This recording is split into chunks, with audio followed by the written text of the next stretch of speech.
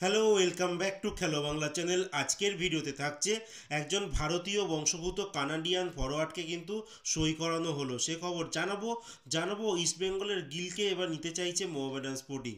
সমস্ত খবর জানাবো, তার আগে প্রতিদিনের মতো বলবো খেলার আপডেট খবর পাওয়ার জন্য আমাদের চ্যানেলটিকে সাবস্ক্রাইব করতে একদম ভুলো না। তো চলো শুরু করছি আজকের প্রথম খবর। আজকে প্রথম খবরটি শুরু করছি সন্তোষ ট্রফির আপডেট নিয়ে।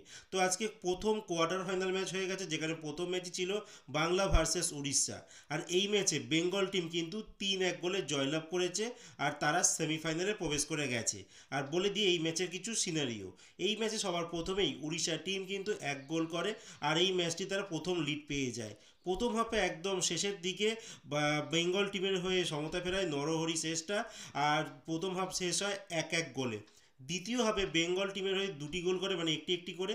প্রথম গোলটি করে দ্বিতীয় হাফে রবি হাসদা, আর একদম খেলার অন্তিম মুহূর্তে একটা গোল হয়, যেটা করে মনতোষ মাঝি। আলটিমেট বেঙ্গল টিম তারা উড়িষ্যাকে 1 গোলে পিছিয়ে থাকার পরও 3-1 গোলে হারিয়ে দেয়, আর তারা সেমিফাইনালে কিন্তু জায়গা করে নেয়।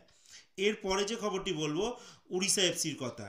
উড়িষ্যা এফসির একজন নির্ভরযোগ্য আর আইএসএল এর অন্যতম একটা শ্রেষ্ঠ খেলোয়াড় রয় কৃষ্ণা, তিনি চোট পেয়ে কিন্তু এই সিজনের জন্য আউট হয়ে গেছে। আর তার জায়গায় সই করানো হয়েছে একজন ব্রাজিলিয়ান খেলোয়াড়, যিনি এক্স বসুন্ধরা কিংসেও খেলেছেন, যার নাম ডোরিয়েলটন গোমস। আর বলে রাখি, ইস্টবেঙ্গলের কোচ অস্কার ব্রুনোজ, তার আমলেই কিন্তু এই ডোরিয়েলটন গোমস কিন্তু খেলেছিল। বলে রাখি, লাস্ট তিনি খেলেছেন কেরালা যে সুপার লিগ চলছিল, তো সেখানকার একটি ক্লাব ফোর্সা কোচি, সেখানে তিনি খেলেছেন। সেখানে 11টা ম্যাচে 8টা গোল করেছেন এবং সর্বোচ্চ গোলদাতা হয়েছে, সঙ্গে গোল্ডেন বুটও কিন্তু জিতেছে। আর এখন বর্তমান দাঁড়িয়ে এই ডোরিয়েলটনের বয়স 34 বছর, আর তিনি তার স্বদেশের ক্লাব ফ্লুমিনেস, সেই ক্লাবেই কিন্তু প্রথম যাত্রা শুরু করেছিল। তারপর চীনের ক্লাবে খেলে, তারপরে কিন্তু বাংলাদেশ হয়ে কেরালাতে যে সুপার লিগ সেখানে হয়ে এবার আইএসএল এর উড়িষ্যার টিমে কিন্তু সই করে নিল এই ডোরিয়েলটন গোমস। এবার দেখার বিষয় যে আইএসএল এ উড়িষ্যার এফসির হয়ে কেমন পারফরমেন্স করেন তিনি। কিন্তু বাংলাদেশ লিগে কিন্তু প্রচুর গোল করেছেন, আমরা দেখতে পারি তার স্ট্যাটগুলোতে। এবার দেখা যাক আইএসএল এ এসে তিনি কেমন পারফরমেন্স করেন। তো এর পরের যে খবরটি বলবো, ইস্ট বেঙ্গলের রিজার্ভ টিমের একজন খেলোয়াড়, যার নাম জেসিন টিকে, তাকে নিয়ে কিন্তু অস্কার ব্রুনোজ কোনো একটা চিন্তাভাবনা করছে।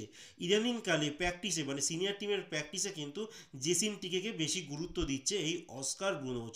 আমরা দেখেছিলাম যে ইস্ট বেঙ্গলের কিন্তু পিভি বিষ্ণু, তাকে কিন্তু তুলে আনার ক্ষেত্রে এই অস্কার ব্রুনোজের অনেকটা হাত রয়েছে। তার আগে পুরনো কোচেরও কিছুটা হাত ছিল, কিন্তু সেই সময় তিনি ঠিকঠাক টাইম পাচ্ছিলেন না, গেম টাইম পাচ্ছিলেন না।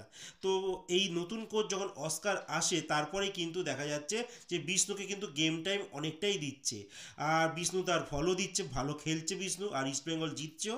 এইবার যা খবর আপডেট আসছে যে জেসিন টিকের উপরে নজর পড়েছে অস্কারে।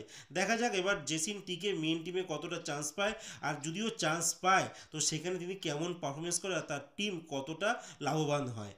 এরপরের যে খবরটি বলবো বাংলার তৃতীয় প্রধান মোহামেডান স্পোর্টিংয়ের কথা। তাদের এই মুহূর্তে দাঁড়িয়ে আইএসএলে সেখানে কিন্তু তারা একদম লাস্টের দিকে টিম, আর তাদের ডিফেন্সের অবস্থা খুবই খারাপ। তাদের স্ট্রাইকিং লাইনও কিন্তু গোল করছে না। আর তারা এবার কিন্তু ইস্ট বেঙ্গলের একজন গিল ব্রাদার্সকে কিন্তু চেয়েছে, প্রফসুমান গিলসের দাদা গুরসিমরত সিং, তাকে কিন্তু চাইছে এই মোহামেডান স্পোর্টিং ডিফেন্সের জন্য। আর দেখা যাক কী হয়। মোটামুটি যা খবর পাওয়া যাচ্ছে, ইস্টবেঙ্গল হয়তো লোন ডিলে এই খেলোয়াড়টিকে ছেড়ে দিতে পারে। তো দেখা যাক কতদিনের লোন ডিলটা আদৌ হয়। আর এরপরে লাস্ট খবরটি বলবো বাংলার এই তৃতীয় প্রধান মোহামেডান স্পোর্টিংয়ের কথাই বলবো। মোহামেডান স্পোর্টিং স্ট্রাইকার সমস্যাও কিন্তু তারা জর্জরিত, তাদের বিদেশি স্ট্রাইকার কিন্তু গোল করতে পারছে না।